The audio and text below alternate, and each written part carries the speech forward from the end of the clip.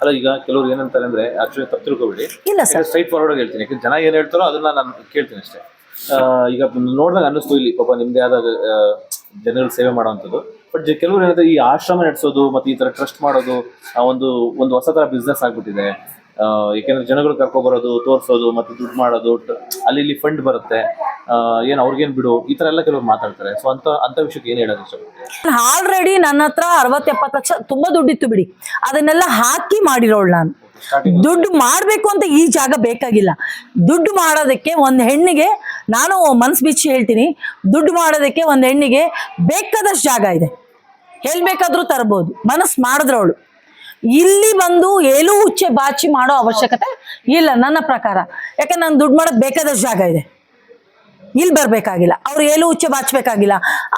ಅವ್ರಿಗೆ ಏನ್ ಕಾಯಿಲೆ ಇರುತ್ತೋ ಏನಿಲ್ವೋ ಗೊತ್ತಿಲ್ಲ. ಯಾಕಂದ್ರೆ 3 ವರ್ಷ ರೋಡಲ್ಲಿ ಇರ್ತಾರೆ, 4 ವರ್ಷ ರೋಡಲ್ಲಿ ಇರ್ತಾರೆ, ಅವ್ರಿಗೆ ಏನ್ ಕಾಯಿಲೆ ಇರುತ್ತೆ ಅಂತ ಏನ್ ಗೊತ್ತು? ಮತ್ತೆ ಅವ್ರ ಜೊತೆಲಿ ನಾನು 24 ಗಂಟೆ ಸಂಪರ್ಕ ಇಟ್ಕೊಂಡು ದುಡ್ಡು ಮಾಡೋ ಅವಶ್ಯಕತೆ ಏನಿದೆ? ನಾನು ಎಲ್ಲಿ ಬೇಕಾದ್ರೂ ಸಂಪಾದನೆ ಮಾಡ್ಬೋದು, ಇಲ್ಲಿಗೆ ಯಾಕೆ ಬರ್ಬೇಕು? ಆಲ್ರೆಡಿ ನಾನು ಕಲಾವಿದೆ ಒಬ್ಳು, ಒಂದು ಒಳ್ಳೆ ಹೆಸರಿದೆ ನನಗೆ. ತೆಲುಗು ಮಾಡಿದೆ, ತಮಿಳು, ಹಿಂದಿ ಎಲ್ಲ ತರನು ಮಾಡಿದೀನಿ. ನಯನತಾರ ಜೊತೆ ಕೆಲಸ ಮಾಡಿದೆ, ಕಾಜಲ್ ಅಗ್ರವಾಲ್ ಜೊತೆ ಮಾಡಿದೆ, ತಮನನ್ ಜೊತೆ ಮಾಡಿದೆ, ಮುಖೇಶ್ ರಿಷಿ, ಎಲ್ಲರ ಜೊತೆನೂ ಕೆಲಸ ಮಾಡಿದೀನಿ. ಈಗಲೂ ಮಾಡ್ತಾ ಇದ್ದೀನಿ ಸರ್. ನನ್ನ ಹತ್ರ ಆಲ್ಮೋಸ್ಟ್ ದುಡ್ಡಿತ್ತು. ಇದು ಖಾಲಿ ಜಾಗ ಆಕ್ಚುಲಿ. ಈ ಖಾಲಿ ಜಾಗಕ್ಕೆ 8 ಲಕ್ಷ ಅಡ್ವಾನ್ಸ್ ಕೊಟ್ಟೆ ಮೇಡಮ್. 8 ಲಕ್ಷ ಅಡ್ವಾನ್ಸ್ ಕೊಟ್ಟು ಇವ್ರು ಗೋಡೆಗಳನ್ನ ಮಾತ್ರ ಕಟ್ಕೊಟ್ರು. ಆಮೇಲೆ ಗೋಡೆ ಆದ್ಮೇಲೆ 1,20,000 ಪೈಂಟ್ಗೆ, 3,75,000 ಶೀಟ್ಗೆ ನಾವೇನ್ ಕೂತಿದೀವಲ್ಲ ಈಗ, ಈ ಗಾರೆಗೂ ಸಮೇತ 2,75,000 ಕೊಟ್ಟಿದ್ದೀನಿ. ಪಿನ್ ಟು ಪಿನ್ ಎಲ್ಲದನ್ನು ಒಂದೊಂದು ರೂಪಾಯಿ ಖರ್ಚು ಮಾಡಿದೀನಿ. ಅವತ್ತೊಂದು ಸ್ಟವ್ ಇಲ್ಲ, ಒಂದು ಲೋಟ ಇಲ್ಲ, ಒಂದು ತಟ್ಟೆ ಇಲ್ಲ, ಒಂದು ಪ್ಲೇಟ್ ಇಲ್ಲ, ಒಂದು ಮಂಚ ಇಲ್ಲ, ಒಂದು ಬೆಡ್ಶೀಟ್ ಇಲ್ಲ.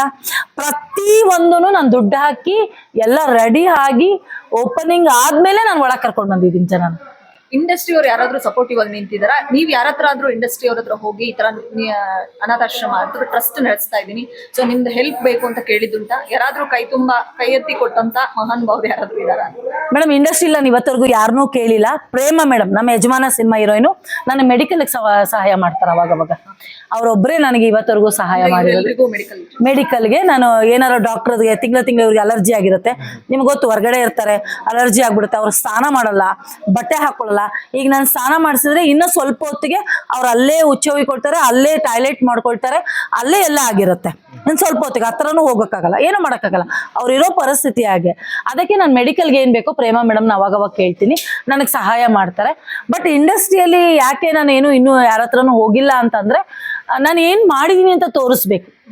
ಒಂದಷ್ಟು ದಿನ ಬೇಕಾಗತ್ತೆ ನನಗೆ. ಯಾಕಂದರೆ ಒಂದು 3 ತಿಂಗಳು ಮಾಡ್ತಾರೆ, ಈ ಕೆಲಸ ಯಾರೂ ಮಾಡಲ್ಲ. ಇಂಡಸ್ಟ್ರಿಯಲ್ಲಿ ಪಾತ್ರ ಯಾರು ಬೇಕಾದರೂ ಮಾಡ್ಬೋದು. ಗೊತ್ತಿಲ್ದಿದ್ದವ್ರನ್ನೂ ಕರ್ಕೊಂಬಂದು ಒಬ್ಬರು ಡೈರೆಕ್ಟ್ರು, ಒಬ್ಬರು ಕಲಾವಿದರು ಅಂತ ಗುರುತಿಸ್ತಾರೆ, ಅವ್ರನ್ನ ತಿದ್ದಿ ತೀಡ್ತಾರೆ. ಬಟ್ ಈ ಕೆಲಸ ತಿದ್ದಿ ತೀಡಕ್ಕಾಗಲ್ಲ, ತುಂಬ ಕಷ್ಟ ಇದೆ ಈ ಕೆಲಸ. ಜನರಿಗೆ ಸ್ನಾನ ಮಾಡಿಸೋದಿರ್ಲಿ ಅಥವಾ ಬಟ್ಟೆ ಬದಲಾಯಿಸೋದಿರ್ಲಿ, ಗಂಡ್ಮಕ್ಳಿಗೆ ಆಗಲ್ಲ, ಹೆಣ್ಮಕ್ಳಿಗೆ, ಸೊ ಅದೆಲ್ಲ ಕೆಲಸ ಗಂಡ್ಮಕ್ಳಿಗೂ ಮಾಡ್ತೀನಿ ಮೇಡಮ್. ಅವ್ರು ನಾನು ಒಳಗೋದಾಗೆಲ್ಲ ಬಟ್ಟೆ ಬಿಚ್ಕೊಂಡು ನಿಂತಿರ್ತಾರೆ, ನಾನು ಒಬ್ಬಳೇ ಯಾಕೆ ನೋಡ್ಬೇಕು ಅಂತ ಲೈವಲ್ಲಿ ನೀವು ನೋಡಿ ಅಂತ ತೋರಿಸ್ತೀನಿ. ನನ್ನ ಕುಟುಂಬದವ್ರೆ, ಲೈವಲ್ಲಿ ಇರೋರೆ ನನ್ನ ಕುಟುಂಬದವ್ರನ್ನೇ ಮೇಡಮ್.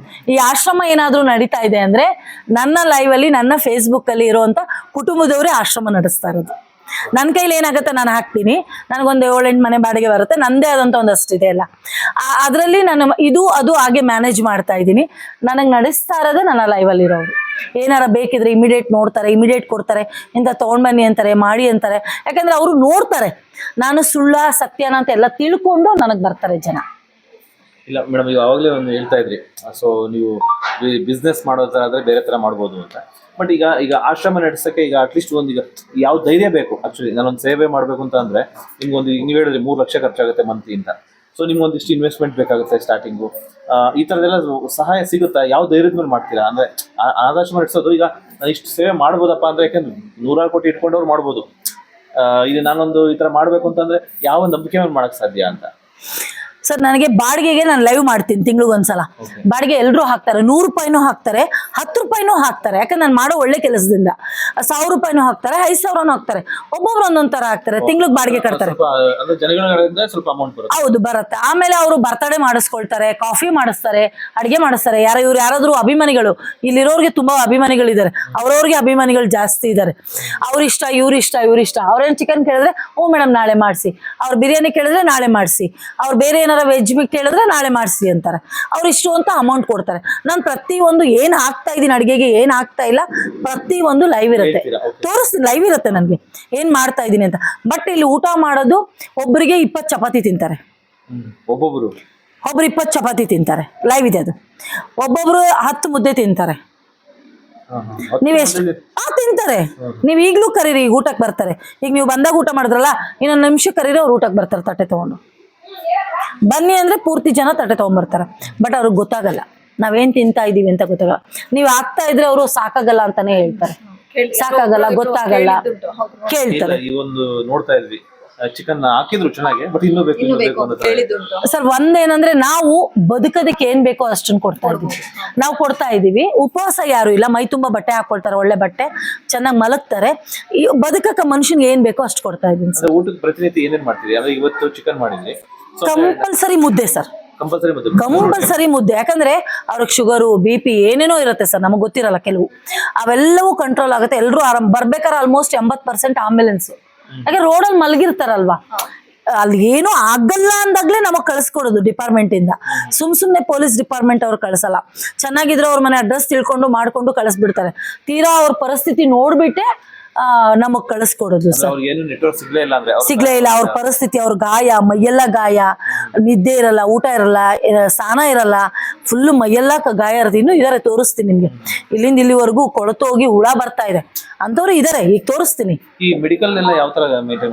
ನನಗೆ ಇಲ್ಲೊಬ್ರು ಡಾಕ್ಟರ್ ಇದಾರೆ, ವಿನಾಯಕ್ ಅಂತ ಹೇಳಿ ಸರ್.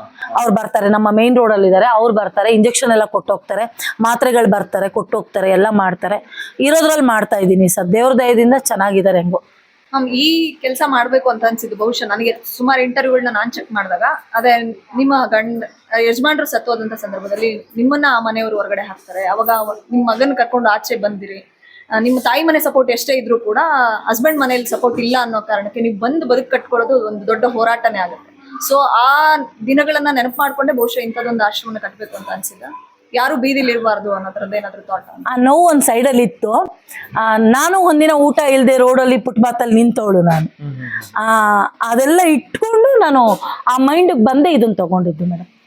ಯಾಕಂದ್ರೆ ಅದೇ ಟೈಮ್ಗೆ ನಾನು ಏನೋ ಒಂದು ಮಾಡಬೇಕು ಅಂತ ಬಂತು. ಇದಕ್ಕೆ ಪೂರ್ತಿ ನನಗೆ ಸ್ಫೂರ್ತಿನೇ ಪುನೀತ್ ಸರ್ ಇದಕ್ಕೆ ಸ್ಫೂರ್ತಿ. ಅದ್ರ ಜೊತೆಗೆ ನನ್ನ ಬಡತನ, ನನ್ನ ನೋವು, ನನ್ನ ಸಂಕಟನೂ ಅದಕ್ಕೆ ಬಂದಿದೆ. ನಾನು ಒಬ್ಳು ಕಲಾವಿದೆ ಅಂತ ಗುರುತಿಸ್ಕೊಂಡಿದ್ದು ನಮ್ಮ ಕಲಾವಿದರ ಸಂಘ.